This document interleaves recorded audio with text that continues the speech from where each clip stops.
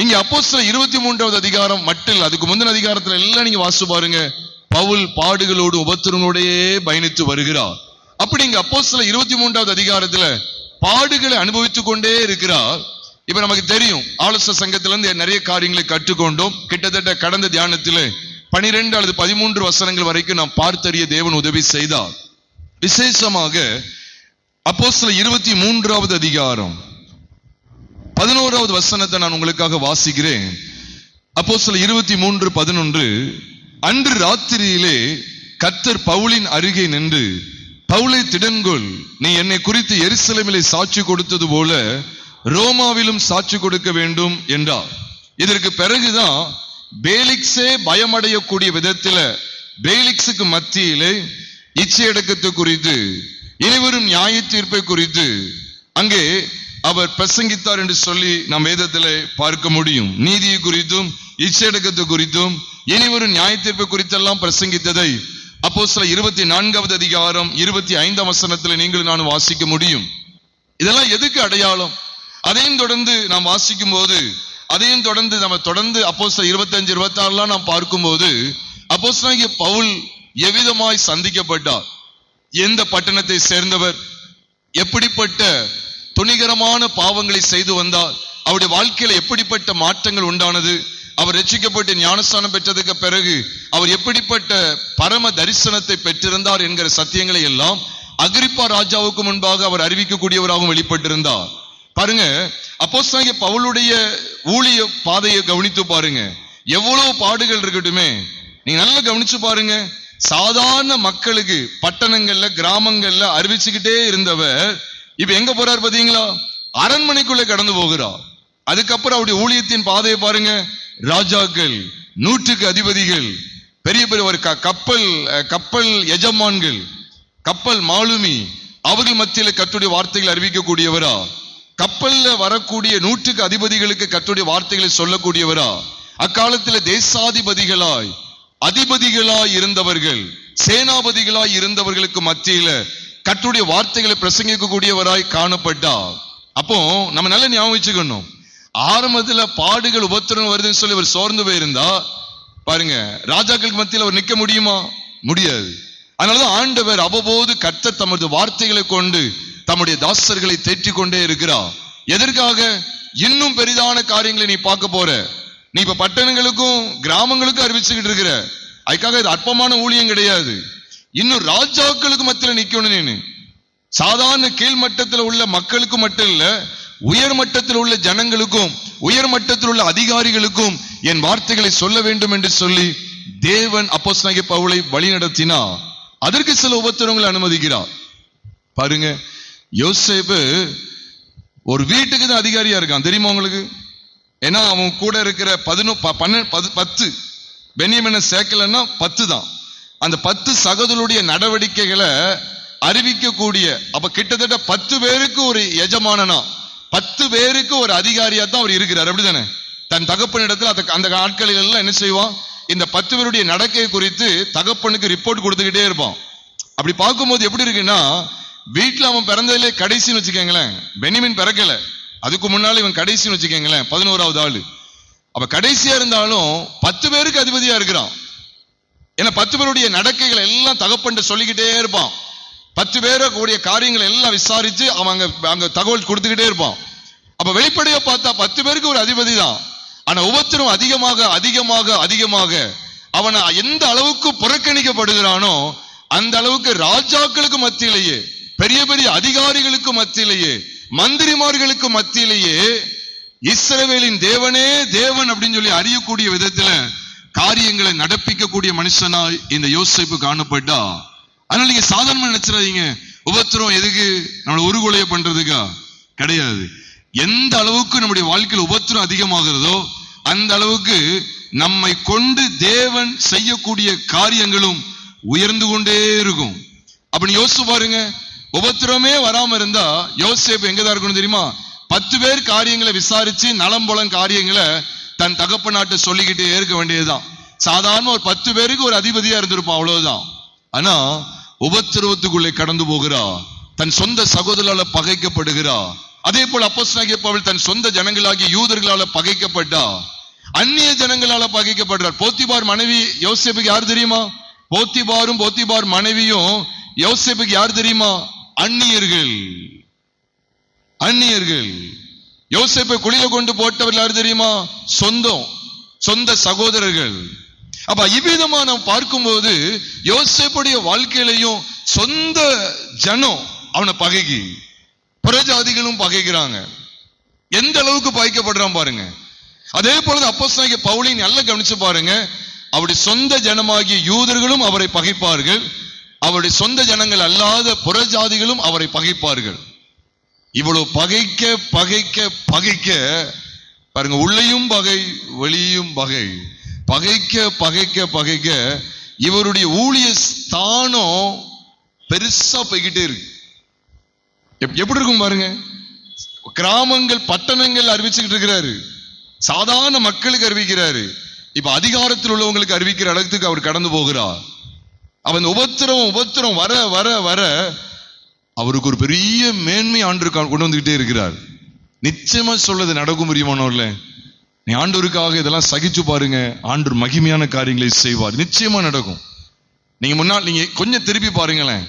ஒரு 20 வருஷம் 30 வருஷத்துக்கு முன்னால பாருங்க, நீங்க உங்க சொந்த வீட்டுக்கு ஒரு பிரோஜனமான பாத்திரமா இருந்திருப்பீங்க. ஆனா உபத்திரவத்தை கடந்து வந்து பல வருடங்கள பாடுகளை கடந்து பாருங்க, இப்போ ஒரு சமுதாயத்துல நிறைய ஜனங்களுக்கு நீங்க பயனுள்ள பாத்திரமா பயன்படுத்தப்பட்டிருப்பீங்க. இது உண்மை. அந்த அளவுக்கு தேவன் நம்மை உருவாக்குவார். இங்கேயும் பாருங்க, நான் ஆச்சரியப்பட்ட ஒரு காரியம் என்ன தெரியுமா? பவுல கோட்டைக்குள்ள கொண்டு போயாச்சு. கோட்டைக்கு வெளியில இருந்தா இவளை கொல்லணும் நிக்காங்க, வெறியா நிக்காங்க. கிட்டத்தட்ட 40 பேருக்கு மேல இவரை கொலை செய்யணும்னு சொல்லி சபதம் எடுத்துக்கிட்டாங்க. சபதம், சத்தியம் பண்ணுவாங்களே, சத்தியம் சபதம் உறுதிமொழி, அது போல சபதம் எடுத்துக்கிட்டாங்க. இவனை கொல்லலைன்னா நாங்க புசிக்கவும் மாட்டோம் குடிக்கவும் மாட்டோம். அப்படின்னு என்ன அர்த்தம்? சாப்பிட மாட்டோம், தண்ணியும் குடிக்க மாட்டோம். இவனை கொன்னாதான் அப்படின்னு சொல்லி கட்டுப்பாடு பண்ணி கொண்டாங்க. சற்பனை, அவனுக்கு விரோதமான ஒரு கட்டுப்பாடு, சற்பனையும் பண்ணி கொண்டாங்க. நான் ரொம்ப ஆச்சரியப்பட்ட ஒரு காரியம் என்ன தெரியுமா? பவுல் இப்படிப்பட்ட நிலைமையில் அவங்க கையில சிக்கினாங்கன்னா கொன்றுவாங்கன்னு சொல்லிட்டு அங்கே சேனாதிபதி ஒரு கட்டளை கொடுக்கிறான், பவுலை கோட்டைக்குள்ள கொண்டு வந்துருக்குன்னு சொல்லி. இப்ப கோட்டைக்குள்ள வந்தாச்சு. இப்ப மற்றவங்க கொலை செய்யணும்னு நினைக்கிறவங்க கோட்டைக்குள்ள வர முடிஞ்சுதா? சொல்லுங்க, கோட்டைக்குள்ள வர முடிஞ்சுதா? இல்ல, வெளியில உட்காந்துட்டாங்க. இவங்க கோட்டைக்குள்ள வர முடியாது. இவங்க யாருமே கோட்டைக்குள்ள வர முடியாது. கோட்டைக்கு வெளியில சபதம் எடுத்துட்டு உட்கார்ந்துருக்காங்க 40 பேருக்கு மேல. பைபிள் அப்படிதான் வாசிக்கிறோம். அப்போஸ்தலர் 23வது அதிகாரம் 12வது வசனம் மற்றும் 13ஆம் வசனத்தை பாத்தீங்கன்னா, இப்படி கட்டுப்பாடு பண்ணி கொண்டவர்கள் 40 பேருக்கு அதிகமா இருந்தார்களாம். நான் 14ஆம் வசனத்துல பார்க்கிறோம், நாங்கள் பவுலை கொலை செய்யும் அளவும் ஒன்றும் புசிப்பதும் இல்லை என்று உறுதியான சபதம் பண்ணி கொண்டோம் என்று சொல்லிக்கிட்டாங்க. எங்க தெரியுமா? கோட்டைக்கு வெளியில. கோட்டைக்கு வெளியில. இப்போ நல்ல ஞாபகம் வச்சுக்கங்க, பவுலை எப்பவுமே கோட்டைக்குள்ள கொண்டு போயிட்டாங்க தெரியுமா? 10ஆம் வசனத்துல இருந்தே பார்க்கிறோம், அவனை கோட்டைக்கு கொண்டு போகும்படி கட்டளை இட்டான்.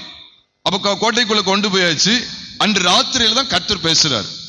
நான் பார்த்து ரொம்ப ஆச்சரியப்பட்ட காரியம் என்ன தெரியுமா? கோட்டைக்குள்ள இந்த எந்த சத்துருக்களும் உள்ள வர முடியல, ஆனா கர்த்தர் உள்ள வர்றாரு பாருங்க. கர்த்தருடைய வார்த்தை உள்ள வருது பாருங்க.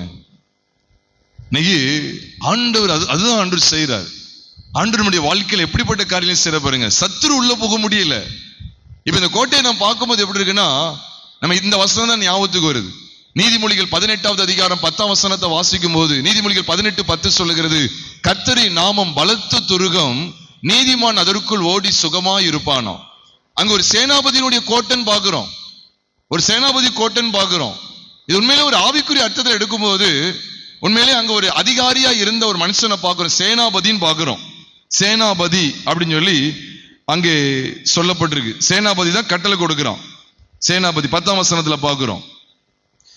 இப்ப இவரும் ஒரு சேனைகளின் அதிபதியா வந்து நிக்கிறத நம்ம பார்க்க முடியும். யோசுவாவின் புஸ்தகத்துக்கு வரும்போது, யோசுவாவின் புஸ்தகம் 5வது அதிகாரம் கடைசி பகுதியில் நீங்கள் வாசிப்பீர்கள் என்றால், அங்கே அவர்கள் எரிகோவை கடக்க வேண்டும்.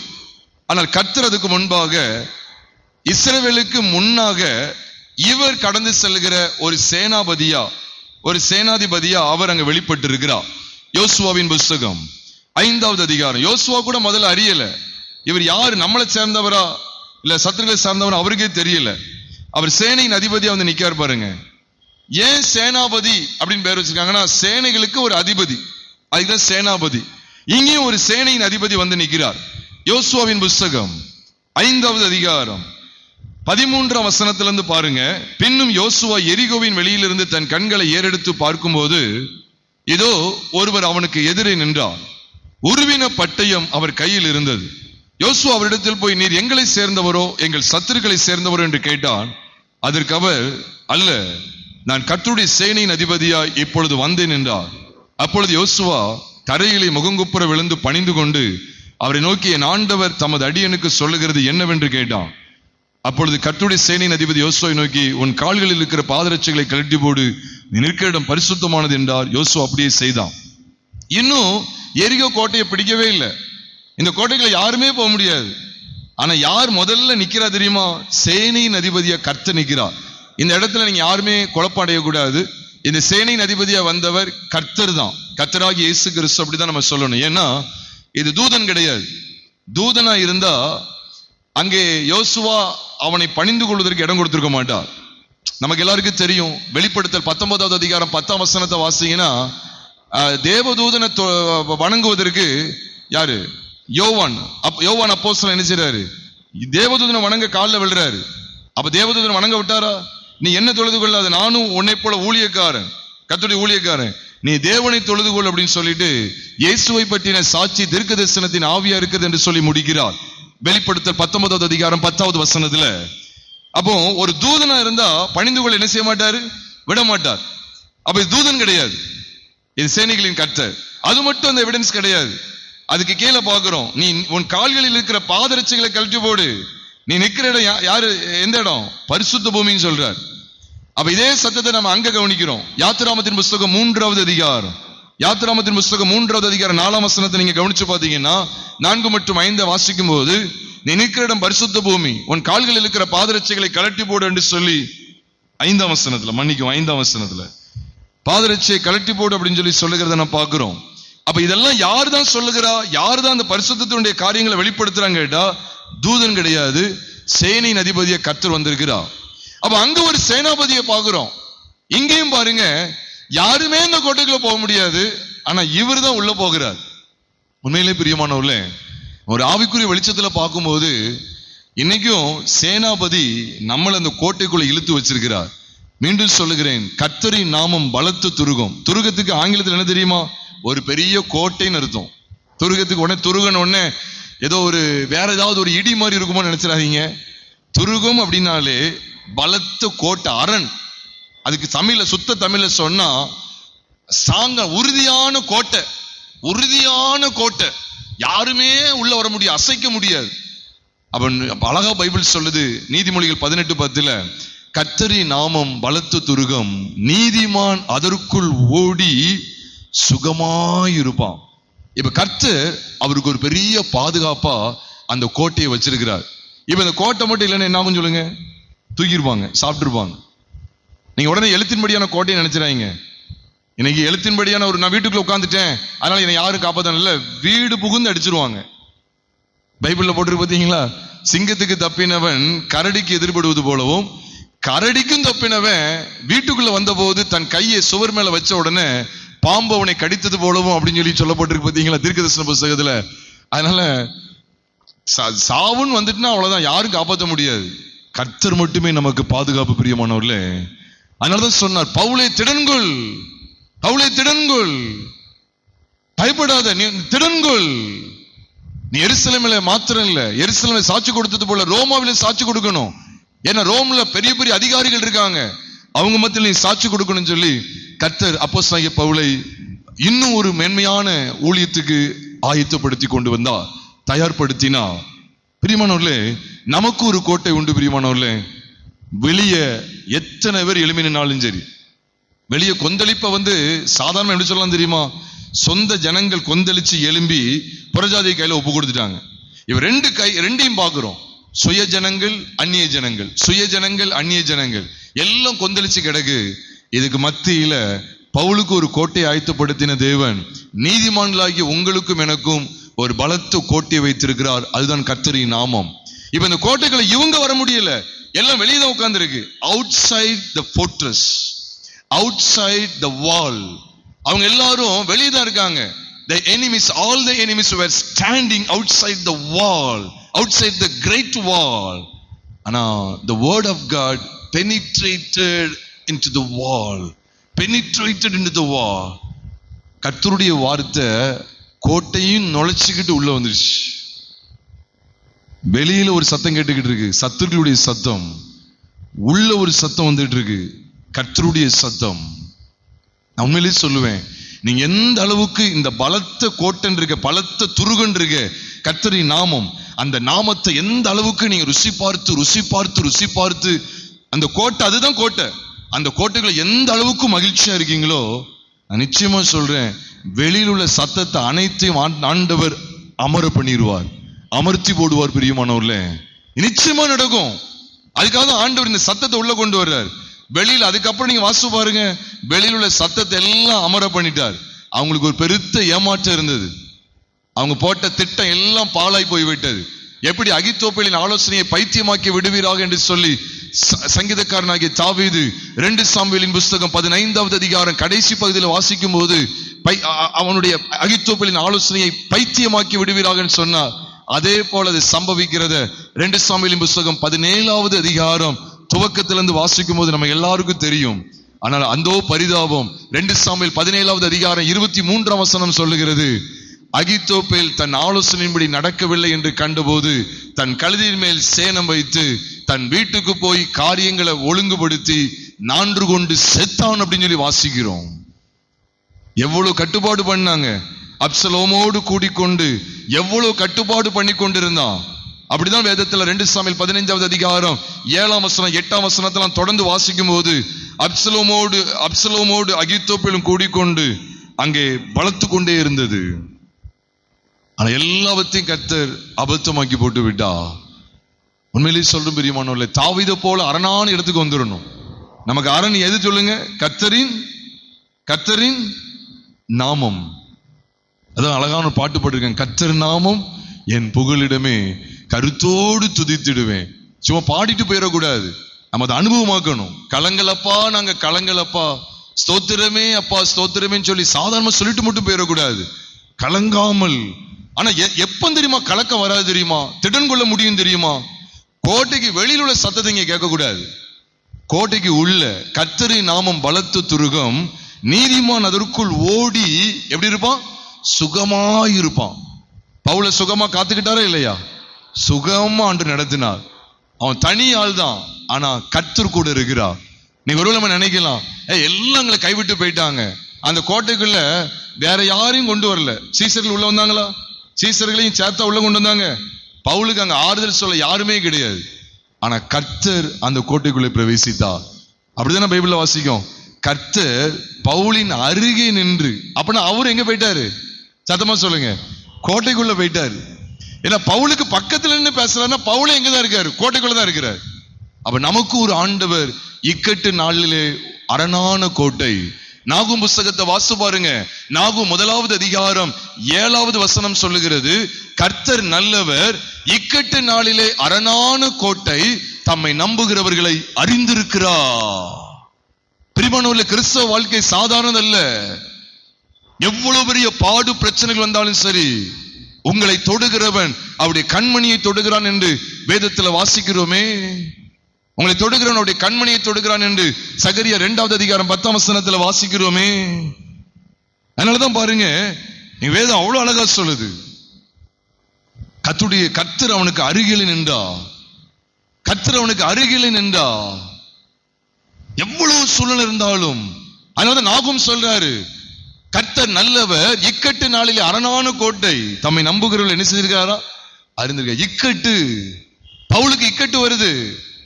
இக்கட்டு நாள்ல பவுலா கேட்டாரு, என்ன கோட்டைக்குள்ள கொண்டு போங்கன்னு. அப்படியா? பவுல் கேட்டாரா? ஐயா, இந்த மக்கள் துரத்தி வர்றாங்க, என்னை பிடிச்சு இழுத்துட்டு போக வர்றாங்க, என்னை காப்பாத்துங்க, என்னை கோட்டைக்குள்ள விடுங்க அப்படின்னு சொல்லி கேட்டாரா? இல்ல, ஆண்டவர் அந்த கோட்டைக்குள்ள கொண்டு போய் அவ்வளவுதான், கதை வடைச்சிட்டாங்க. இவங்க பின்தொடர்ந்து வந்தவங்க யாருமே உள்ள வர முடியாது. உண்மையாவே சொல்றேன் பிரியமானவர்களே, இதுல பெரிய ஒரு ஆவிக்குரிய சத்தியம் அடங்கி இருக்கிறது. உண்மையா நம்ம நடந்தா, கிறிஸ்தவர்களாய் தேவ பிள்ளைகளா, வேதத்தின்படி உண்மையா நடக்கிற பரிசுத்தவான்களுக்கு அவர் இக்கட்டு நாளிலே அரணான கோட்டை தான். நீங்க நம்ம உடனே நாகும் 1:7 தான் பார்த்துக்கிட்டு இருப்போம். நான் சொல்றேன், நீங்க 5ஆம் வசனத்துக்கு வந்துடணும். அப்பதான் 7ஆம் வசனம் பலிக்கும். 5ஆம் வசனத்துல அவர் சமூகத்தில் பர்வதங்கள் மெழுகு போல உருகுமா, மலைகள் அதிர்ந்து பர்வதங்கள் மெழுகு போல உருகுன்று அவர் சமூகத்தில். அப்ப முதல்ல என்ன தெரியுமா, எனக்கு அவர் இக்கட்டு நாள் அரணான கோட்டையா வெளிப்படணும் அப்படின்னு கேட்டா, நான் முதல்ல அவர் சமூகத்தை நான் வாஞ்சிக்கணும். அதான் அங்க சொல்லியிருக்க, அவர் சமூகத்தில் பர்வதங்கள் அதிர்ந்து மலைகள் கரைந்து போகும்.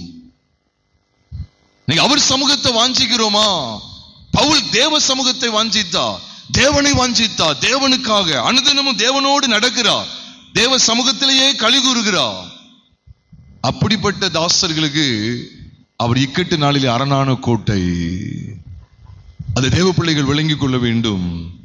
தொடர்ந்து பாருங்க, அந்த கோட்டைக்குள்ள ஒரு பெரிய பாதுகாப்பை கொண்டு வந்துட்டார். உடனே வெளியில என்ன செய்றாங்க தெரியுமா? இப்ப வெளியில பாருங்க, கர்த்தர் பேசிட்டாரு. எப்போ 11ஆம் வசனத்துல கர்த்தர் பேசுறாரு, அடுத்து சாத்தான் அங்க பேசுறான் ஜனங்கள்கிட்ட. எப்படி? அப்போஸ்தலர் 23வது அதிகாரம் 16ஆம் வசனத்துல கர்த்தர் பேசுறாரு. ஆனா அதுக்கு அடுத்த வசனத்துல பாருங்க, விடியற் காலம் ஆன போதுன்னு ஒரு வார்த்தை இருக்கு. ராத்திரி கர்த்தர் பேசிட்டாரு. விடியற் காலம் ஆகும்போது யூதர்ல சிலர் ஒருமனப்பட ஆரம்பிச்சிட்டாங்க. ஒருமித்து, இப்ப நான் அவனை கொலை செய்யற வரைக்கும் நம்ம புசிக்க மாட்டக்கூடாது, குடிக்கவும் கூடாதுன்னு சொல்லி சபதம் பண்ணி கொள்றாங்க. உடனே நமக்கு ஒரு டவுட் வந்துருது, என்னடா நம்மளை பிடிக்கதான் வந்தாங்கன்னு பார்த்தோம், கர்த்தர் தம்முடைய வார்த்தையை கொண்டு பேசிட்டாரு. பேசுறதுக்கு அப்புறம் என்ன செய்தி வருது பாத்தீங்களா? அவங்க சபதம் கூறுறாங்க. 40 பேருக்கு மேல சபதம் கூறுறாங்க. இப்படி கட்டுப்பாடு பண்ணி கொண்டவர்கள் 40 பேருக்கும் அதிகமாக இருந்தாலும் 13ஆம் வசனத்துல வாசிக்கும். இப்ப 11, 12, 13 இந்த 3 வசனத்தையும் வச்சுக்கங்க. 11ஆம் வசனத்துல கர்த்தருடைய வார்த்தை வெளிப்பட்டு, கர்த்தர் இடைப்படுதல், கர்த்தர் இடைப்படுகிற அனுபவம். 12, 13ல சாத்தான் இவர்களுக்குள்ளாக இருந்து கிரியை செய்யறான். பரிசுத்தவானுக்கு விரோதமா நீ கட்டுப்பாடு பண்ணு, பவுலை கொலை செய்யணும். அதாவது கொலை அப்படின்னு சொன்னாலே ஞாபகம் வச்சுக்கோங்க, அதுக்கு பின்னால பிசாசு. அதுக்கு கொலை மட்டும் கிடையாது. அப்ப களவு செஞ்சா பிசாசு இல்லையான்னு கேட்க கூடாது. களவு, கொலை, எல்லா பாவத்துக்கும் பின்னால பிசாசு அப்படியே இருப்பான் உள்ள. ஏன்னா பைபிள் சொல்லுது, பைபிள் வசனத்துக்கு விட்டு விலகல, பைபிள் வசனத்தின் அடிப்படையில் சொல்றேன். பாவம் செய்கிற எவனும் பிசாசினால் உண்டாயிருக்கிறான். ஏனெனில் அவன் ஆதி முதல் பாவம் செய்கிறான். பைபிள் இருக்கா இல்லையா? 1 யோவான் 3வது அதிகாரத்துல தெள்ள தெளிவா இருக்கு. 1 யோவான் 3வது அதிகாரம் அதாவது 6வது வசனத்திலிருந்து பார்க்கணும். 5ஆம் வசனத்துல அவர் நம்முடைய பாவங்களை சுமந்து தீர்க்க வெளிப்பட்டார் என்று அறிவீர்கள், அவரிடத்தில் பாவம் இல்லைன்னு போட்டிருக்கும். அதுக்கு அடுத்த வசனத்திலிருந்து நீங்க தொடர்ந்து வாசிங்கன்னா 6ஆம் வசனத்திலிருந்து போட்டிருக்கும். 7ஆம் வசனத்தை பாருங்க, பாவம் செய்கிற எவனும் பிசாசு உண்டாயிருக்கிறான். இப்ப 8ஆம் வசனத்துல என்ன சொல்றாருன்னா, பிசாசின் கிரியைகளை அழிக்கும்படிக்கு தேவனுடைய குமாரன் வெளிப்பட்டார்னு சொல்றார். 8ஆம் வசனத்துல பாவம் செய்கிற எவனும் பிசாசுல உண்டாயிருக்கிறான், ஏனெனில் பிசாசானவன் ஆதி முதல் பாவம் செய்கிறான். சரி, பாவம் செஞ்சா பிசாசுலாம் உண்டாயிருக்கான், பிசாசு அப்படியே அவனுக்குள்ள கிரியை செய்யறான். இங்க கொலை செய்யணும் தானே கட்டுப்பாடு பண்றாங்க. சரி, கொஞ்சம் இறங்கி வாங்கலேன். 1 யோவான் 3வது அதிகாரம் 8ஆம் வசனத்துல நிக்க வேண்டாம், 12ஆம் வசனத்துக்கு வாங்க. பொல்லாங்கானால் உண்டாயிருந்து தன் சகோதரனை கொலை செய்த காயினை போல் இருக்க வேண்டாம். பொல்லாங்கானால் உண்டாயிருந்து, அந்த பொல்லாங்கன் யாரு? சத்தமா சொல்லுங்க, பிசாசு. அப்போ பொல்லாங்கானால் உண்டாயிருந்தவன் கொலை செய்யறான். இப்ப இங்கேயும் கொலை செய்யணும்னு சொல்றாங்க. அப்ப இவங்களுக்கு இப்படிப்பட்ட ஆலோசனை கொடுத்தது யாரு? இப்படிப்பட்ட சற்பனையை கொடுத்தது யாரு? சத்தமா சொல்லுங்க, இப்படிப்பட்ட கட்டுப்பாட்டை கொடுத்தது யாரு? பிசாசு தான். ஆனா இயேசுவானவரே சொல்றாரு, யோவான் எழுதின சுவிசேஷம் 8வது அதிகாரம் 44ஆம் வசனத்தை வாசிக்கும் போது, அவன் பொய்யனும் பொய்க்கு பிதாவுமா இருக்கிறான் மட்டும் இல்ல, அவன் மனுஷ கொலைபாதகனா இருக்கிறான். சொன்னாரா சொல்லலையா? தாராளமா நீங்க வாசித்து பார்க்கலாம். யோவான் 8வது அதிகாரம் 44வது வசனத்துல சொல்றாரு, அவன் மனுஷ கொலைபாதகனா, ஆதி முதல் அவன் மனுஷ கொலைபாதகனா இருக்கிறான். அப்படியே பைபிள் இருக்கு, அவன் ஆதி முதற்கொண்டு மனுஷ கொலைபாதகனா இருக்கிறான். அவ கொலை செய்யணுங்கிற அப்ப நல்ல கவனிங்க, தேவன் இடைப்படுறாரு, 100 பக்கத்துல சாத்தான் இடைப்படுறான். என்ன செய்யறான் தெரியுமா? கட்டுப்பாடு பண்றாங்க. அப்பதான் அவனுக்கு ஒரு யோசனை வருது, எப்படி பண்ணலாம் அப்படின்னா, இவனை வெளியில நின்றுட்டு இவனை பவுலை வெளியே விடுங்க, நான் அவனை கொல்லணும் அப்படின்னு சொன்னா விட மாட்டாங்க. ஏன்னா இவன் கோட்டைக்குள்ள போயிட்டான், இவனை யாரும் நினைச்ச முடியாது, இவனை யாரும் கொல்ல முடியாது. இவன் ஒரு அரணான கோட்டைக்குள்ள போயிட்டான், யாரும் உள்ள போக முடியல. என்ன செய்யலாம்? இப்ப கிரிமினல் புத்திய பாருங்க என்ன வேலை செய்யுதுன்னு சொன்னா, அவங்க ஒரு டிராமா நாடகம் ஆடுறாங்க. என்னன்னா, நம்ம ஒரு காரியத்தை செய்வோம், அவன் பவுலுடைய காரியத்தை நாங்க அதிக திட்டமா விசாரிக்கணும் அப்படின்னு சொல்லி ஒரு நாடகம் போடுவோம். என்ன அதிகாரிக்கு முன்னால நிப்பாட்டி அவர்கிட்ட இன்னும் நான் கொஞ்சம் விசாரணை பண்ண வேண்டியதுன்னு சொல்லி விசாரணைக்கு கூடுவோம். சிலவங்களை பார்த்தீங்கன்னா சில ரவுடிகள்லாம் சீக்கிரத்துல சிக்க மாட்டாங்க. ஒரு உதாரணத்துக்கு சொல்றேன், உடனே ரவுடியை நான் பவுலுக்கு அடையாளமா சொல்ல நினைச்சிடக்கூடாது. தந்திரமா அந்த மனுஷனுடைய யோசனையை பாருங்க. சில ரவுடிகள் சாதாரணமா சிக்க மாட்டாங்க. அப்ப ஒரு என்கொயரி இருக்கு, ஒரு விசாரணை இருக்கு அப்படின்னு கூப்பிட்டாங்கன்னு வச்சுக்கோங்களேன், அவன் வருவானா, வரும்போது கார்ல இருந்தே பாம்பு அடிச்சிடலாம். கார்ல இருந்து வரும்போதே பாம்பு அடிச்சிருவாங்க. அல்லது கார்ல இருந்து இறங்கும் போது, எப்படி கோர்ட்ல இருந்து வந்து விசாரணைக்கு வரணும், கோர்ட்ல இருந்து இறங்கும் போது டபார்னு சுற்றலாம், டபார்னு சுற்றலாம் அப்படின்னு சொல்லி எத்தனை காரியம் நம்ம கேட்டிருக்கோம். அவன் அன்னைக்கு இருந்தே பிளான் பண்ணியிருக்கான், இவனை நாங்க விசாரிக்கணும் அப்படின்னு சொல்லி. வெளியே விசாரணை சொன்னா வெளியே விடுவாங்கல்ல, வெளியே விட்டு சரி விசாரிங்க அப்படின்னு சொல்லுவாங்கல்ல, விசாரணைங்கிற பேர்ல வெளியே வர வச்சு ஆளை கொன்ற வேண்டியதா அப்படின்னு முடிவு பண்றாங்க. எல்லாம் கவனிங்க, தேவன் எவ்வளவு, தேவனுடைய பார்வைக்கு தப்பமா இது? தேவன் சகலத்தையும் அறிந்திருக்கிறார், மனுஷனுடைய உள்ளிந்திரியங்களையும் அறிந்து ஆராய்கிறவ. வேதத்தில் அப்படித்தான் இருக்கு. எரேமியா 17வது அதிகாரம் 10ஆம் வசனத்தை வாசி பாருங்க. கர்த்தாவே, நீர் இருதயங்களையும் மனுஷனுடைய உள்ளிந்திரியங்களையும் சோதித்தறிகிறவ, அவனவனுடைய பலனுக்கு தக்கதாக பலன் அளிக்கிறவ சொல்றாரு. எரேமியா 17வது அதிகாரம் 10ஆம் வசனமாக இருக்கும்னு நினைக்கிறேன். அதுல சொல்லப்பட்டிருக்கு. 9ஆம் வசனத்துல வந்து இப்படி இருக்கும், எல்லாவற்றை பார்க்கிலும் இருதயமே மகா திருக்குள்ளது மகா கேடுள்ளதுமா இருக்கிறது, அது அறியத்தக்க மனுஷன் யார், அது அறியத்தக்கவன் யாருன்னு சொல்லிட்டு தான் சொல்றாரு. கர்த்தராகிய நானே ஒவ்வொருவனுக்கும் அது பாருங்க, இருதயத்தை ஆராய்கிற உள்ளிந்திரியங்களை சோதித்தருகிறமா இருக்கிறான்னு சொல்லி வேதத்துல வாசிக்கிறோம். அந்த அளவுக்கு ஒரு பார்க்கிறார் பிரியமானவர்களே, அந்த அளவுக்கு பார்க்கிறா. யோசிச்சு பாருங்க, யாக்கோபை கொல்லணும்னு நினைச்சது யாரு சொல்லுங்க? உன்னோட கேள்வி. யாக்கோபை இப்ப கொல்லணும் அப்படின்னு மைண்ட்ல திட்டம் போடுறது யாரு? தன் இருதயத்துல திட்டம் போடுறது யாரு? யாக்கோபுங்கிற மனுஷனை திட்டம் போட்டது யாரு? சத்தமா சொல்லுங்க. ஏசா. ஏசா வெளியில பொண்ணும் பேசுற மாதிரி பைபிள் இல்லையே. நீங்க பாருங்க, ஆதியாகமத்தின் புஸ்தகம் 27வது அதிகாரம் 41ஆம் வசனத்தை நான் உங்களுக்காக வாசிக்கிறேன். ஆதியாகமம் 27வது அதிகாரம் 41ஆம் வசனத்தை வாசிக்கிறேன்.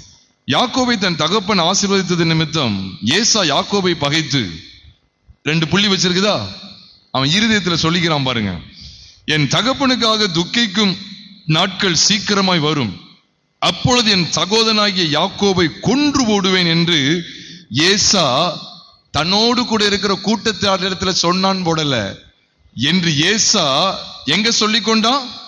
தன் இருதயத்திலே சொல்லிக் கொண்டான். நீங்களும் நானும் இருதயத்துல சொல்லிக் கொண்டது யாராவது அறிய முடியுமா? நம் வீட்டில் இருக்கிற கணவன்மார் கூட அறிய முடியாது, மனைவிமார் அறிய முடியாது, பிள்ளைகள் ஒருவர் அறிய முடியாது. ஆனா அடுத்த வசனமே வாசு பாருங்க, அடுத்த வசனத்தை பாருங்க. ஆதியாகமம் 27வது அதிகாரம் அதுக்கு அடுத்த வசனம், மூத்த மகனாகிய ஏசாவின் வார்த்தைகள் ரெபெக்காளுக்கு யாரு சொன்னாரோ தெரியாது. ஆனா பைபிளை விட்டு வெளியே போக கூடாது. ஏசா தன் இருதயத்துல தான் சொன்னான். வேற யார்ட்ட சொன்னான்னு எவிடன்ஸ் இருக்கா? எங்கேயும் சொல்லல. அப்ப எப்படி ரெபெக்காளுக்கு அறிவிக்கப்பட்டது? ஏன்னா நான் உண்மையாவே நான் விசுவாசிக்கேன், ரெபெக்காள் வந்து தேவனோடு சஞ்சரிக்கிற ஒரு மகள். ஏன்னா நம்ம எல்லாத்தையும் எடுக்க போல நீங்க கவனிச்சுக்கங்க. ஏன்னா நீ ஆதியாகமம் 25வது அதிகாரம் 12ஆம் வசனத்தை வாசி பார்த்தீங்கன்னா, பிள்ளைகள் கர்ப்பத்திலே ஒன்றோடு ஒன்று மோதி கொண்டிருந்தன. உடனே இவ வந்து ஐயோ கர்ப்பத்துல மோதுது, உடனே இது டாக்டர்கிட்ட போய் கன்சல்ட் பண்ணணும்னு சொல்லி டாக்டரா இருந்தாங்க, மகப்பேறு மருத்துவம் பார்க்கறக்கூடிய டாக்டரா இருந்தாங்க. ஒன்றும் கிடையாது. உடனே ஹஸ்பண்ட ஈசா கிட்ட சொல்லி, ஐயா இப்படி எனக்கு ஒரு மாதிரி பண்ணுது, என்ன செய்யன்னு தெரியல, வயிற்றுல ஒரு மாதிரி சண்டை போடுற மாதிரி இருக்கு. ஆதியாகமம் 25:12 பார்க்குறோமே, ஒரு நிமிஷம், 25:12 இல்லை நான் சொல்றேன், 25வது அதிகாரம் 12 கிடையாது, மன்னிக்கவும், 22வது வசனம், 12 தெரியாம சொல்லிட்டேன். ஆதியாகமம் 25:22 பாத்தீங்கன்னா, அவள் கர்ப்பத்திலே பிள்ளைகள் ஒன்றோடொன்று மோதி கொண்டிருந்தன. அப்பொழுது அவள், இப்படியானால் எனக்கு எப்படியோ என்று சொல்லி யார்கிட்ட விசாரிக்கும்படி போனா? சத்தமா சொல்லுங்க, யார்கிட்ட விசாரிக்கும்படி போனா? கர்த்தரிடத்தில் விசாரிக்கும்படி போனா. அப்ப கர்த்தர்கிட்ட போய் விசாரிச்ச உடனே கர்த்தர் பேசினாரா இல்லையா? அதுக்கு அடுத்து பாருங்க, இவ கர்த்தர்கிட்ட விசாரிக்க, கர்த்தர்கிட்ட பேச, கர்த்தர் இவள்கிட்ட பேசுறாரு. 1-2 ஜாதிகள் வரும் அப்படின்னு சொல்றாரு.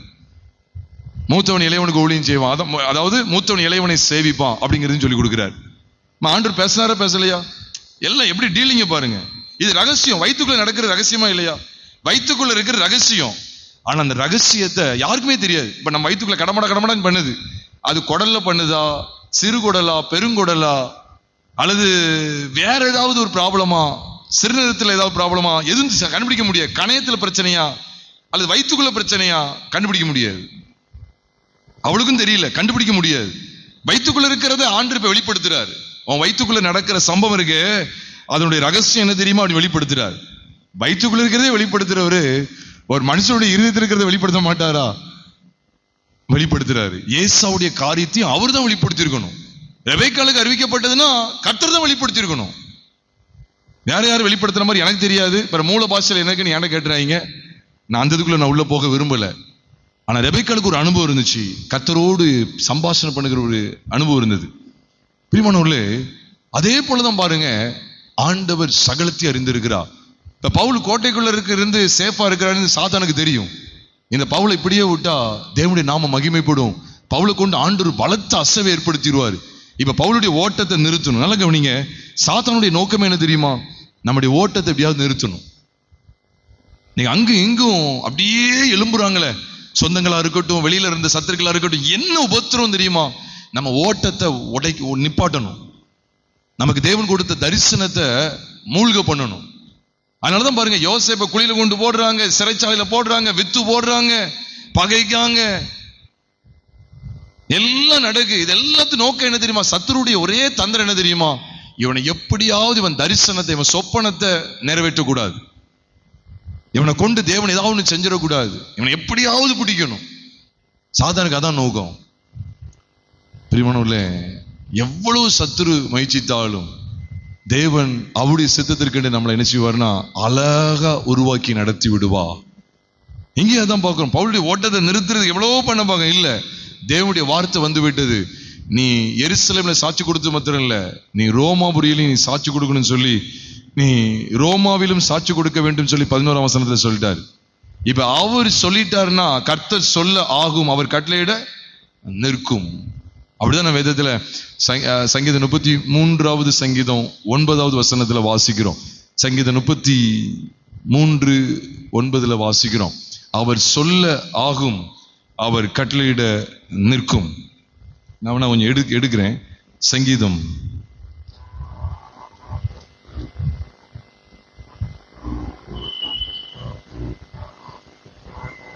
ஆமா, சங்கீதம் 33:9 தான். இது குழப்பம் வந்துடக்கூடாது. இதுதான் சங்கீதம் 33:9 தான் இருக்கு. அவர் சொல்ல ஆகும், அவர் கட்டளையிட நிற்கும் சொல்லிட்டு அடுத்த வாசனங்களை கொஞ்சம் பாருங்க. கர்த்தர் ஜாதிகளின் ஆலோசனையை, இது அனுபவிக்கீங்களா? ஜாதிகளுடைய ஆலோசனை அப்படியே விருதா வைக்கிறார். நம்ம தான் ஐயோ எனக்கு விரோதம் பண்ணிட்டாங்களே, எனக்கு இவ்வளவு பிரச்சனையை கொடுத்துட்டாங்க, நான் சொன்னதா சொல்றாங்க. நீங்க நான் வரும்போது வேண்டாம், அது ரொம்ப கஷ்டம், பயங்கரமான ஏச்சு. கிராமத்துல நான் செய்யாத தப்ப செஞ்சதா எனக்கு விரோதம் ஊழியக்காரங்க அப்படி எழும்புறாங்க. பரவாயில்ல, நான் அதை பத்தி பேச விரும்பல. பயங்கரமா மடத்தனமான ஏச்சி. வரும்போது தேவ அன்பை உணர்ந்துகிட்டே வந்தேன். நான் செய்யாதலான்னு சொல்லி எனக்கு விரோதமா இவ்வளவு நடக்கட்டும். அப்பதான் எனக்கு ஆண்டவர் உணர்த்தினான். நான் நேற்று தானே உன்கிட்ட பேசினேன், உன்னை அரணான வெண்கலமாக்குவேன்னு சொல்லி உன்கிட்ட பேசினேன் அப்படிங்கிற ஆண்டவர் உணர்த்திக்கிட்டே இருந்தார். இங்க பாருங்க, கர்த்தர் ஜாதிகளின் ஆலோசனை விருதாவாக, இதான் அவர் சொல்ல ஆகும், அவர் கட்டளையிட நிற்கும். அவர் சொல்ல ஆகும், அவர் கட்டளையிட நிற்கும். அவர் சொல்லியாச்சு, நீ எருசலேமில் சாட்சி கொடுத்த இல்ல, ரோமாவிலும் சாட்சி கொடுக்கணும். யார் சொல்லியாச்சு? கர்த்தர் சொல்லியாச்சு. இப்ப அடுத்து கட்டுப்பாடு பண்றாங்க, அதெல்லாம் பழிக்கவே பழிக்காது. அவர் சொல்ல ஆகும், அவர் கட்டளையிட நிற்கும். போய்கிட்டே இருக்க வேண்டியதுதான். அதுக்கு இடையில மனுஷன் வந்தானா என்ன செய்வாரோ தெரியாது. நான் சொல்ல ஒரு மாதிரி நினைக்க கூடாது, சிலதை இல்லாமலே பண்ணிடுவாரு. அதுக்கு நம்ம பொறுப்பு கிடையாது. நான் உடனே இப்படி சொன்ன உடனே நமக்கு விரோதமா வர்றவங்களை கொன்றுவார் ஆண்டவர் அப்படின்னு சொல்ல நினைச்சிடாதீங்க. ஒரு அளவுக்கு பார்ப்பார். சங்கீதம் 76வது சங்கீதம் 10ஆம் வசனத்தை வாசித்து பாருங்க. சங்கீதம் 76:10 சொல்லுது, மனுஷனுடைய கோபம் உமது மகிமையை விளங்க பண்ணும், மிஞ்சும் கோபத்தை நீர் அடக்குவீர். மனுஷனுடைய கோபம் உமது மகிமையை விளங்க பண்ணும், மிஞ்சும் கோபத்தை நீர் அடக்குவீர். மனுஷனுடைய கோபம் இல்ல, சங்கீதம் 26:10 இல்ல, 76:10, 76:10, 76:10. மனுஷனுடைய கோபம் உமது மகிமையை விளங்க பண்ணும், மிஞ்சும் கோபத்தை நீர் அடக்குவீர். பொருளே பாருங்க. உடனே மனுஷனுடைய கோபம் சொல்லி குழப்பக்கூடாது. அப்புறம் அங்க யாக்கோபு 1 அதிகாரம் 20ஆம் வசனத்துல போட்டிருக்கு, மனுஷனுடைய கோபம் தேவனுடைய நீதி நடப்பிக்க மாட்டாதுன்னு போட்டிருக்குன்னு சொல்லி குழப்பிடாதீங்க. அது சபையார் தேவ பிள்ளைகள் கோபப்படக்கூடாது. இது உலகத்தார பத்தி போட்டிருக்கு. சங்கீதம் 76:10 சாதாரண மனுஷருக்கான, தேவனுக்கு எதிரடியா வாழக்கூடிய சாதாரண மனுஷருக்கான, ஆதாமின் சாயல் கொண்ட மனுஷன், புறஜாதிகள், விசுவாச மார்க்கத்தார் அல்லாதவர்கள், அவங்களுடைய கோபம் தேவனுக்கு மகிமையா மாறிடும். பாருங்க, இங்க கோபம், அவங்களுடைய கோபம் பவுலுக்கு விரோதமா நின்ன மாதிரி இருக்கு. ஆனா ரோமாவில சாட்சி கொடுக்க அவருக்கு மகிமையா மாறிட்டு, மிஞ்சி வந்தாங்கன்னு வச்சுக்கோங்களேன், அடக்கிடுவாரு. ஒரு அளவுதான் பார்ப்பாரு, ஒரு அளவுதான் அவருக்கு மகிமை வரும். அதுக்கு மிஞ்சி போயிட்டாங்கன்னு வச்சுக்கோங்களேன், அடக்கிடுவாரு. அதுதான் அங்க போட்டிருக்கு. மனுஷனுடைய கோபம் மகிமை மலங்க பண்ண அர்த்தம். ஒரு அளவுக்கு தான் மனுஷனுடைய கோபத்தை நம்ம மேல நமக்கு விரோதமா விடுவாரு. ஆனா ஒரு கட்டத்தை மிஞ்சி போயிட்டாங்கன்னு வச்சுக்கோங்களேன், அடக்கிடுவாரு. அவர் அடக்குன்னு என்ன ஆகும்? எவருமே தாங்க முடியாது. அதனாலதான் பிரியமானவர்களே, நம்ம எல்லாவற்றிலும் பொறுமையா போய்கிட்டே இருக்கணும். நம்ம சொல்லுவோம், கொஞ்சம் விட்டா தலைக்கு மேல மிளகா அரைச்சிரும் அப்படின்னு சொல்லுவாங்க. அதெல்லாம் சொல்லாதீங்க. ஆண்டவர் நம் பட்சத்தில் இருந்தா, அதான் பவுல் சொல்றாரு. ரோமர் 8 எடுக்க வேண்டாம், டைம் போய்கிட்டே இருக்கும். ரோமர் 8வது அதிகாரம் 32, 33 சொல்லும்போது சொல்றாரு, கர்த்தர் நம் பட்சத்தில் இருந்தால் நமக்கு விரோதமாய் இருப்பவன் யார்? அது என்ன நம் பட்சத்தில் இருந்தான்னு சொல்றாரு. 31 பாருங்க. இவைகளை குறித்து நாம் என்ன சொல்லுவோம்? தேவன் நம்முடைய பட்சத்தில் இருந்தால் நமக்கு விரோதமாய் இருப்பவன் யார்? இது எதன் அடிப்படையில் வருது தெரியுமா? 29ஆம் வசனத்திலிருந்து பாத்துக்கங்க, 28ஆம் வசனத்திலிருந்து பாருங்க. அன்றியும் அப்படி தீர்மானத்தின்படி அழைக்கப்பட்டவர்களாய் அவரிடத்தில் அன்பு கூறுவர்களுக்கு, தேவனிடத்தில் அன்பு கூறுகிறவர்களுக்கு சகலமும் நன்மைக்கு ஏதுவாய் நடக்கிறது. தம்முடைய குமாரன் அநேக சகோதரருக்குள்ளே முதற் பேரானவராய் இருக்கும் பொருட்டு எவர்களை முன்னறிந்தாரோ அவர்களை தம்முடைய குமாரனுடைய சாயலுக்கு ஒப்பாயிருப்பதற்கு முன்குறித்திருக்கிறார். 30ஆம் வசனத்தை பாருங்க. எவர்களை முன்குறித்தாரோ அவர்களை அழைத்தும் இருக்கிறார், எவர்களை அழைத்தாரோ அவர்களை நீதிமான்கள் ஆக்கியும் இருக்கிறார், எவர்களை நீதிமான்கள் ஆக்கினாரோ அவர்களை மகிமைப்படுத்தியும் இருக்கிறார். இதை சொல்லிதான் சொல்றாரு. இவைகளை என்ன சொல்ல, இவளை குறித்து நாம் என்ன சொல்லுவோம்? அவர்தான் நம்மளை அழைச்சிருக்கிறார், நம்மளை நீதிமான்கள் ஆக்கி இருக்கிறார், மகிமைப்படுத்தி இருக்கிறார். இவைகளை குறித்து நம்ம என்ன சொல்லுவோம்? தேவன் நமது பட்சத்தில் இருந்தா நமக்கு விரோதமா இருப்பவன் யார்? அது மட்டுமல்ல, 33ஆம் வசனத்தை வாசித்து பாருங்க. அவர் மேல் குற்றம் சாட்டுகிறவன் யார்? தேவன் தெரிந்து கொள்ளப்பட்டவன் மேல் குற்றம் சாட்டுகிறவன் யார்? இங்க பவுல குற்றம் சாட்ட நிக்காங்க. குற்றம்லாம் எடுக்குமா? எதுவும் செல்லாது. நீதிமானை பகைக்கிற யாவரும் குற்றவாளிகள் ஆவார்கள். தேவன் விடவே மாட்டார். பிரியமானவர்களே, தேவன் நீதியை சரி கட்டுகிற தேவன். பாருங்க, இங்க ரொம்ப அருமையா இருக்கு. சங்கீதம் 33:9 பார்த்தோமே, அவர் சொல்லாக ஒரு கட்டளை நிற்கும். கர்த்தர் ஜாதிகளின் ஆலோசனையை விருதாவாக்கி ஜனங்களுடைய நினைவுகளை அவமாக்குகிறார். அவங்க ஆலோசனை பண்றாங்க, நினைக்கிறாங்க, இப்படி அவனை அதிக திட்டமா விசாரிக்கணும்னு சொல்லி அப்படி சொல்லி ஒரு தந்திரமா பண்ணிட்டோம்னா இவன் நினைச்சு நான் வெளியே வருவாரு, ஆளை தீர்த்து கட்டிலாம் நினைக்காங்க. அதையும் உள்ள ஆண்டவர் வெளிப்படுத்திட்டாரு. சொல்றோம் பிரியமானவர்களே, ஆண்டவர் டைரக்டா நமக்கு உதவி செய்வாரு, சில மனிதர்கள் மூலமா உதவி செய்வார். அதையும் படிக்கணும். நீ நல்லா கவனிச்சு பாருங்க. முதல் கட்ட உச்சக்கட்ட உபத்திரவத்துல அவர் டைரக்டா பக்கத்துல பேசுறாரு, பவுலை திறன்கொள்னு சொல்லி அவரை தைரியப்படுத்துறாரு. இப்ப ரெண்டாவது இவருக்கு பக்கத்துல யார் வர்றா தெரியுமா? அவர் வரல. ஆனா அவர் யாரை ஏற்படுத்துறாருன்னு பாத்தீங்கன்னா, அதான் நீங்க எல்லா இந்த சமயமும் கர்த்தர் டைரக்டா பேசணும்னு சொல்லக்கூடாது. எல்லா சமயம் இப்படி எதிர்பார்க்க கூடாது. ஆண்டவர் சில சூழ்நிலையில டைரக்டா பேசுவார். அநேக சூழ்நிலைகள் எப்படி பேசுவார் தெரியுமா? சில மனுஷங்கள் மூலமா பேசுவார். இப்ப ரெண்டாவது இவன் பக்கத்துல வந்தது யாரு தெரியுமா? முதல்ல கர்த்தர் பக்கத்துல வந்து பேசுறாரு. இப்ப ரெண்டாவது யார் பேசுறா அப்படின்னு கேட்டா, பவுலுடைய சகோதரி இருக்கிறார்ல, சகோதரிக்கு ஒரு பையன் இருக்கிறான், மருமகன். பவுலுடைய சகோதரியின் மகன் யாரு? பவுலுக்கு யாரு? மருமகன். இவங்களுடைய சதி திட்டத்தை நல்லா கேட்டுட்டார். கேட்டு என்ன செய்யறாரு தெரியுமா? வந்து சொல்றார்.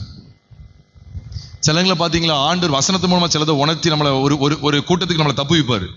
சில சூழ்நிலை பாருங்க, சில மனிதர்கள் வந்து சொல்லுவாங்க, பிரதர் சிஸ்டர் நீங்க அவங்களோட சேராதீங்க, அவங்கள பத்தி நான் இப்படி கேள்விப்பட்டேன், நீங்க இந்த டீலிங் இந்த அக்ரிமெண்ட்டுக்கு இடம் கொடுக்காதீங்க, அல்லது ஒரு இடம் வாங்குற காரியத்துல கூட இந்த காரியத்தை செஞ்சிடாதீங்க, ஏன்னா நீங்க இடம் வாங்க போறீங்கன்னு சொல்லி எனக்கு கேள்விப்பட்டேன், ஆனா அவங்க உங்களை ஏமாத்தணும்னு சொல்லி இந்த இடத்த உங்களுக்கு பேசிக்கிட்டு இருக்காங்க, அது வந்து புறம்போக்கு, ஆனா உங்களை ஏமாத்தி இந்த காரியத்தை செய்யறாங்க. ஒரு உதாரணத்துக்கு சொல்றேன், நான் கேள்விப்பட்டேன், அதான் உங்கள்ட்ட வந்து சொல்ல வரேன்னு சொல்லிட்டு போயிட்டே இருப்பாங்க. அப்பதான் பார்ப்போம், ஆகா அன்னைக்கு தேவன் வசனத்தின் மூலமா எனக்கு இந்த காரியத்தில் உதவி செஞ்சார், இந்த இது தவறுன்னு சொல்லி எனக்கு காமிச்சு கொடுத்தாரு, டைரக்டா அந்த வசனத்து மூலம் பேசிட்டாரு. இப்ப எப்படி பேசுறாரு? ஒரு சகோதரனா ஒரு சகோதரியை கொண்டு வந்து பேசிட்டு போயிட்டாரு. அப்ப நம்ம என்ன செய்ய, சுதாரிச்சு வாங்காம விட்டுருதோம்.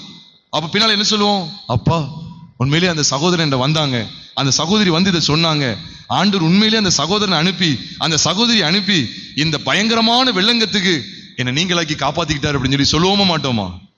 அதுதான் இங்க நடக்குது. முதல்ல கர்த்தர் ஈடுபடுறா. அப்போ ஆண்டு என்ன கற்றுக் கொடுக்காரு தெரியுமா பிரியமானவர்களே? நம்முடைய அனுதின வாழ்க்கையில தேவன் வசனத்தின் மூலம் பேசுவார். நான் இல்லைன்னு சொல்லவே இல்லை, வசனம்தான். ஆனா சிலர் டைரக்டா நம்மகிட்ட வசனத்து மூலம் ஈடுபடுவார். சில சூழ்நிலையில சில மனிதர்கள் வசனத்தை கொண்டு வந்து நம்மகிட்ட பேசுவாங்க. நான் நிறைய விஷயங்கள் இப்படி தப்பிச்சிருக்கேன். சில சூழ்நிலையில குழப்பமா இருப்பேன், திடீர்னு பார்த்து ஆண்டவர் ஒருத்தர் சந்திக்க வைப்பாரு. ஒரு முறை நான் ஒரு இடத்துல டீ கடையில டீ குடிச்சிட்டு இருக்கேன். நான் சீக்கிரமா போகணும், ஆனா நான் சீக்கிரம் போகல, நான் நின்றுகிட்டே இருக்கேன். ஏன் நிக்கன்னு எனக்கு தெரியல. ஒரு 2 பேர் என்ன அப்படி சந்திச்சாங்க, அப்படியே வந்தாங்க, சந்திச்சுட்டு என்கிட்ட பேசினாங்க. அப்ப நான் உடனே என்ன செஞ்சேன் தெரியுமா? சில வசனங்களை சொன்னேன், பிரமிச்சிட்டாங்க. என்னன்னு கேட்டா, ஐயா நான் என்ன பிரச்சனையில் இருக்குன்னு அது அப்படி ஆண்டு விடப்பட்டன்னு சொல்லி ஒரு பெரிய சந்தோஷத்துல கடந்து போறாங்க. அப்ப நான் சொன்னேன், நான் உண்மையில இவ்வளவு நேரம் நான் இங்க நிக்கிறேன்னு அவசியமே கிடையாது, நான் டீயை குடிச்சு கிளம்பி போய்கிட்டே இருக்கணும், ஆனா என்னன்னு தெரியல நான் இங்கே நிக்கணும் சூழ்நிலை நான் உணர்ந்தேன், நின்றுகிட்டு இருக்கேன் அப்படின்னு சொன்னேன். இப்ப நான் அதிக நேரம் நின்னதுனால யாரை பார்த்துட்டேன்? அந்த குழப்பத்துக்குள்ள இருந்த 2 பேரை பார்த்துட்டேன். அவங்க அவ்வளவு சந்தோஷப்பட்டு போறாங்க. அதனாலதான் சொல்றேன், நான் உடனே என்ன பெரிய ஆளை காமிக்கல. என் மூலமா இருக்கும், உங்க மூலமாக இருக்கும், மற்றவங்க மூலமா இருக்கும். ஆண்டு சில நேரங்கள் ஆண்டு பேசுவார். இப்ப நீங்க யோசிச்சு பாருங்க, இப்ப பிழையாம சீர்படுத்துவதற்கு ஆண்டவர் டைரக்டா வந்து பேசுறாரு. வீட்டுக்குள்ள வச்சு என்ன செய்யறாரு? டைரக்டா பேசுறாரு, பேசி உணர்த்து வைக்கிறாரு.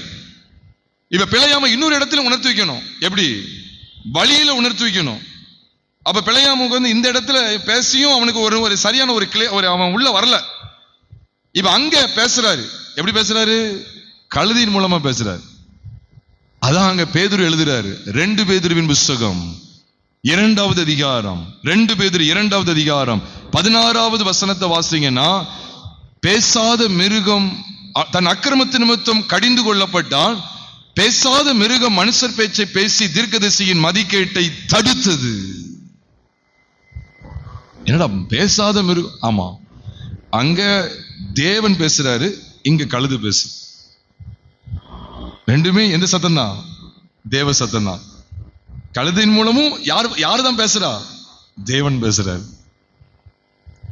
இங்க டைரக்டாவும் பேசுறாரு. அதனால நம்ம எப்பவுமே ஞாபகம் வச்சுக்கணும், ஆண்டவர் என்கிட்ட பேசுறாரு. யார் மூலமாவும் இருக்கலாம். வேத வசனத்து மூலமா பேசுவாரு டைரக்டா. வேத வசனத்தை மற்றவங்க மூலமா கூட ஆண்டவர் என்கிட்ட பேசுவாரு. நான் கவனமா செவி கொடுக்கணும் பிரியமானவர்களே. ஆக ஆண்டவர் ஜாதிகளின் ஆலோசனை விருதாவாக்குறாரு, ஜனங்களினுடைய நினைவுகளை அவமாக்குகிறார். 11ஆம் வசனத்தை பாருங்க, சங்கீதம் 33:11. கர்த்தருடைய ஆலோசனை நித்திய காலமாகவும் அவருடைய இருதயத்தின் நினைவுகள் தலைமுறை தலைமுறையாகவும் நிற்கும். அதை யாருமே தடுக்க முடியாது. அது சொல்லிதான் சொல்றாரு, கர்த்தரை தங்களுக்கு தெய்வமாக கொண்ட ஜனம் பாக்கியம் உள்ளது. மறந்துடாதீங்க. 12ஆம் வசனத்துல சொல்றார், கர்த்தரை தங்களுக்கு தெய்வமாக கொண்ட ஜாதியும் அவர் தமக்கு சுதந்திரமாக தெரிந்து கொண்ட ஜனமும் பாக்கியம் உள்ளது. எவ்வளவு நல்லா இருக்கு பார்த்தீங்களா? அப்ப அவருடைய நினைவுகள் தான் தலைமுறை தலைமுறை நிற்கும். பவுலை கொண்டு ஆண்டவர் என்ன நினைவு வச்சிருக்கார் தெரியுமா? பவுலை குறித்து ஆண்டவர் என்ன நினைவு வச்சிருக்கிறார், என்ன ஆலோசனை வச்சிருக்கிறார்? அவன் எருசலேமில் சாட்சி கொடுத்தது போல ரோமாவிலும் சாட்சி கொடுக்கணும். இதை தடுக்கிறதுக்கு நீ என்னமும் செஞ்சு பார். இப்ப ஆண்டு சவால் விட்டது போலதான் இருக்கு. நான் பேசிட்டேன், நீ அடுத்து கட்டுப்பாடு பண்றியா? பண்ணு. உன்னால எந்த அளவுக்கு பண்ண முடியுமோ பண்ணிப்பார். நீ பவுலை குறித்து நான் வச்சிருக்கிற நினைவுக்கு விரோதமா நீ என்ன கட்டுப்பாடு பண்ணியோ பண்ணு. எவ்வளவு சற்பனை பண்ணியோ பண்ணு. எவ்வளவு சதி யோசனை பண்ணுவியோ பண்ணிப்பா. நீ எவ்வளவு உறுதியான சபதம் பண்ணுவியோ பண்ணு. நானா நீயான்னு பாத்துரும் அப்படின்னு நிக்கிறார். நம்ம தான் ஒரு சின்ன பிரச்சனைக்கு ஆடிருதமே. ஒரு சின்ன சாதாரண உங்க அத்தா உங்களை குறித்து என்ன மாதிரி பேசிட்டாங்க தெரியுமா? கேட்ட உடனே மனம் உடைஞ்சு அவ்வளவுதான். பைபிள் வாசிப்பு கிடையாது, ஜெபம் கிடையாது, சோர்ந்து போயிடுவோம்.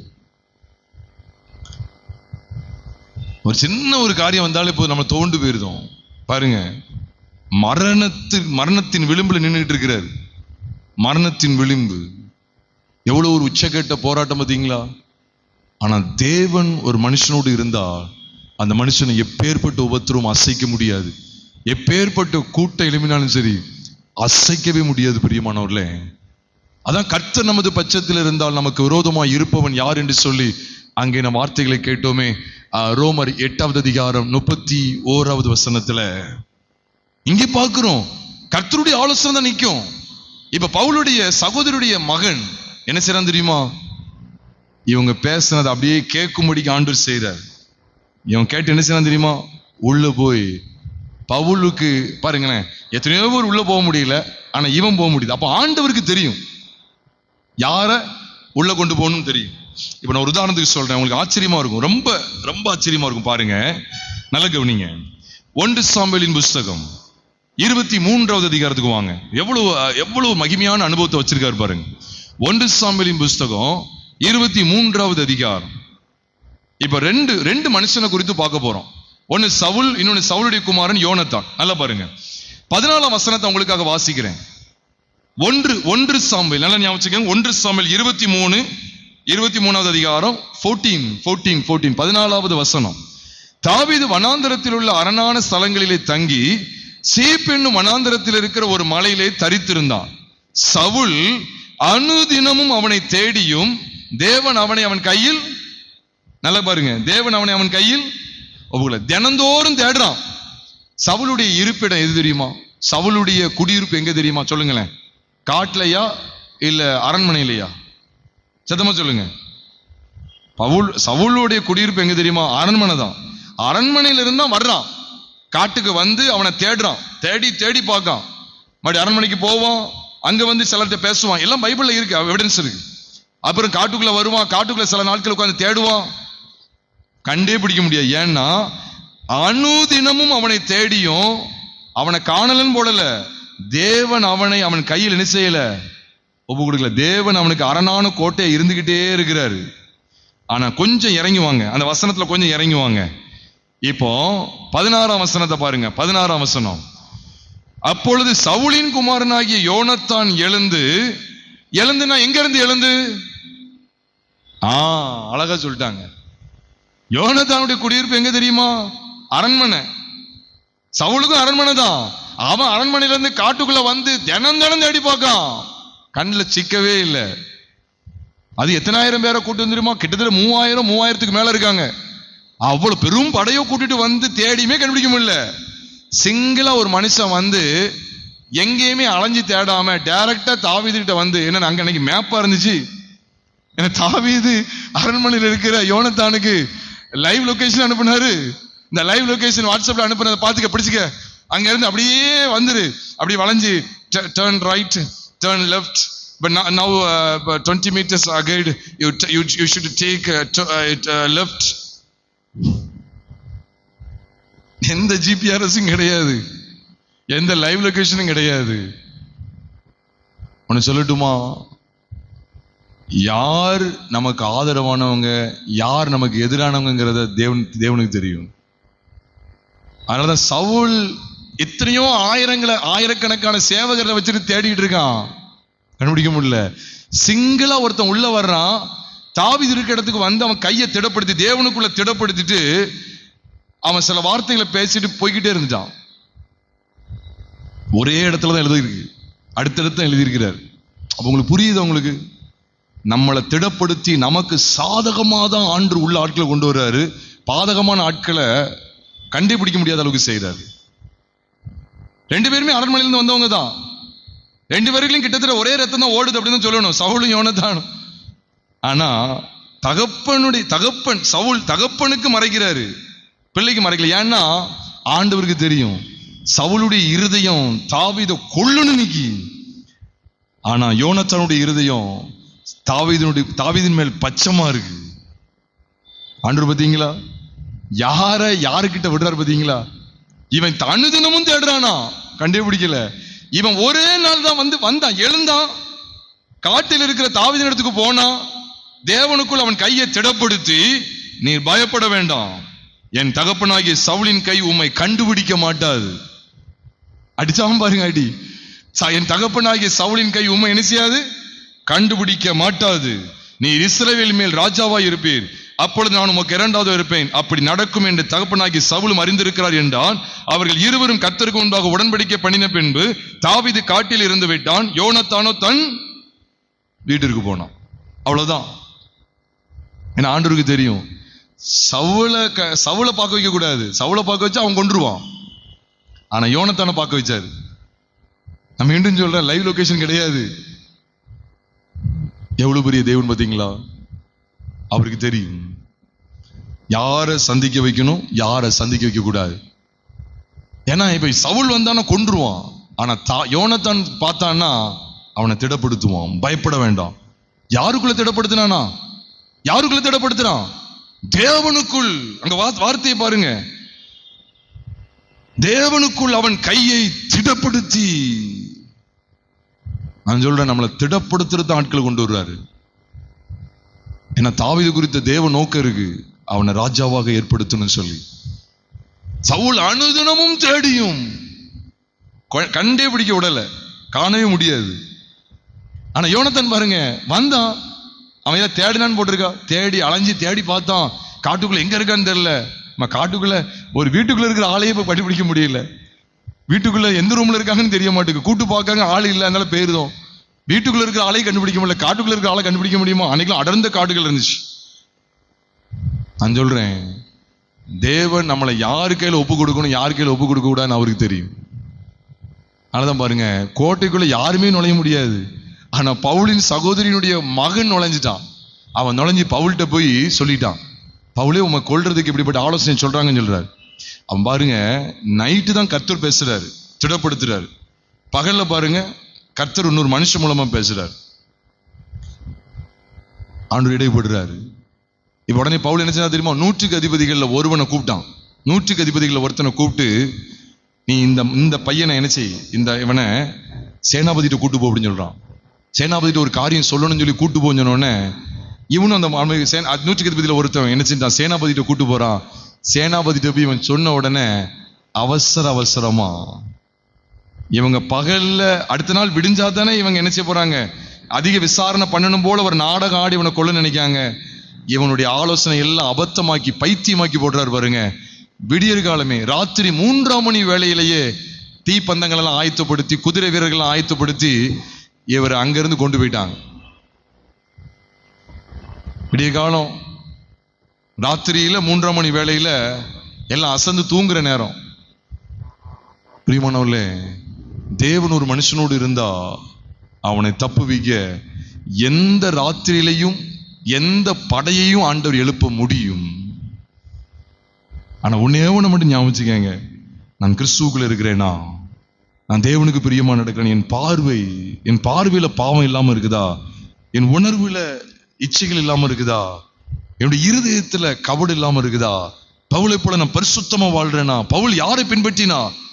1 கொரிந்தியர் 11வது அதிகாரம் முதல் வசனம் சொல்லுது, நான் கிறிஸ்துவை பின்பற்றுகிறது போல நீங்கள் என்னை பின்பற்றுகிறவர்களாகுங்கள் சொல்றாரு.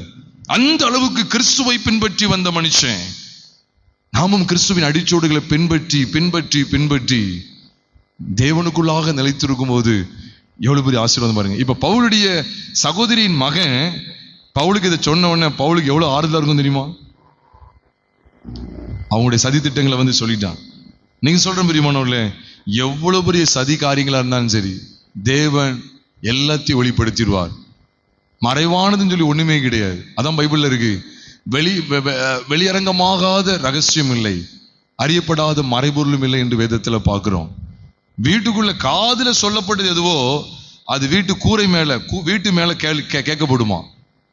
அதனால நம்ம எதையுமே சாதாரணமா கிடையாது. உன் ராஜா உன் மனதிலே நிந்தியாத செட்டைகள் உள்ளது என்ன செய்யும், அந்த செய்தியை கொண்டு போகும் சொல்லி பிரசங்கில வாசிக்கிறோம். மனதுல கூட நிந்திக்க கூடாது, கொண்டு போயிரும், எல்லாம் வெளிப்படும். வெளிக்கு வராத மறைபொருள் இல்லை, அறியப்படாத ரகசியமும் இல்லை, சகலமும் வெளிப்படுத்தப்பட்டு விடும். எல்லாத்தையும் வெளிப்படுத்திடுவாரு. அதனால ஒருவேளை இவங்க நினைச்சிட்டு இருக்கலாம், நம்ம கட்டுப்பாடு பண்ணிட்டோம், சதி சற்பனை பண்ணிட்டோம், என்னமும் பண்ணலாம்.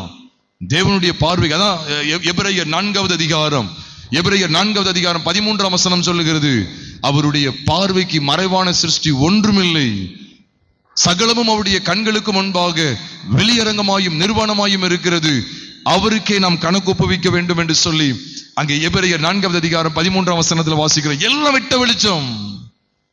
அப்படி பார்வைக்கு மறைவானது ஒண்ணுமே கிடையாது, சகலமும் அவருடைய கண்களுக்கு முன்பாக நிர்வாணமாயும் வெளியரங்கமா இருக்கு. அவங்க நினைச்சுக்கலாம் திட்டம் போட்டாச்சு சாதிச்சலாம் சொல்லி. பரிசுத்தவானுக்கு விரோதமா எந்த பாச்சமும் அங்கே பழிக்காது. கடைசியா பாருங்க, இவருக்கு ஒரு லெட்டர் நிருபத்தையும் எழுதி, யாருக்கு தெரியுமா? பேலிக்ஸ். பேலிக்ஸுக்கும் கர்த்தருடைய வார்த்தை தேவை.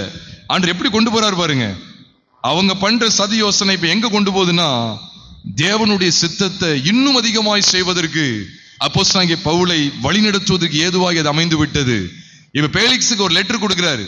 வேத பிரமாணத்தை பற்றிய விஷயத்தை தாண்டி இந்த மனுஷன் மேல எந்த குற்றத்தையும் நான் காணல, அதை மட்டும் பார்த்து நான் முடிச்சிருவோம். 2 நிமிஷம் மன்னித்து கேளுங்க, ஒரு 2 நிமிஷத்துல நான் 2-3 நிமிஷத்துல நான் கரெக்டா முடிச்சிருந்தேன்.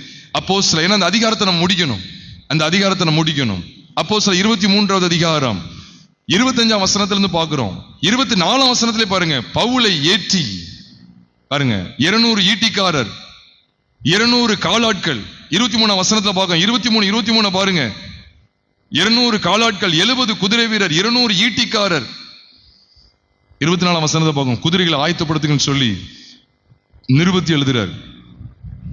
27ஆம் வசனத்தை சொல்றார், இந்த மனுஷனை யூதர் பிடித்து கொலை போகிற சமயத்தில் நான் போர் சேவகரோடு கூட போய் இவன் ரோமன் என்று அறிந்து இவனை விடுவித்தேன் சொல்றார். 29ஆம் வசனத்துல, இவன் அவருடைய வேதத்திற்கு அடுத்த விஷயங்களை குறித்து குற்றம் சாட்டப்பட்டவன் என்று விளங்கினதே அல்லாமல் மரணத்துக்கு எதுவாவது விலங்குக்காவது ஏற்று குற்றம் யாதொன்றும் இவனிடத்தில் இல்லை என்று கண்டிருந்தேன். அப்படி சொல்லிட்டு இப்படிப்பட்ட சற்பனை செய்யறாங்க இவனுக்கு விரோதமான்னு சொல்லி லெட்டரை எழுதி கையில கொடுத்தாச்சு. இவன் என்ன செய்யப்பட்டான் தெரியுமா? இவனை பவுலை என்ன செஞ்சாங்க, இன்னொரு இடத்துக்கு கொண்டு போறாங்க. ஆண்டவருடைய பரிசுத்த நாமத்துக்கு மகிமை கனம் உண்டாவதாக. இப்ப பவுல் புதிதாக போற இடத்துல எப்படிப்பட்ட அனுபவங்கள் எல்லாம் அனுபவிக்க வேண்டிய சூழ்நிலை வந்துச்சு, எவ்வளவு மகத்துவமான சத்தியங்களை தேவன் நமக்கு காண்பிக்கிறாருங்கிறத நான் அடுத்த பைபிள் ஸ்டடியில 24வது அதிகாரத்தை உங்களோடு கூட நான் பகிர்ந்து கொள்ள இருக்கிறேன். நீ மிஸ் பண்ணாம இந்த பைபிள் ஸ்டடிக்கு வரணும். நிச்சயமாவே ஆண்டவர் உங்களோடு நம்ம எல்லாரோடும் கர்த்தர் இடைபடுவா.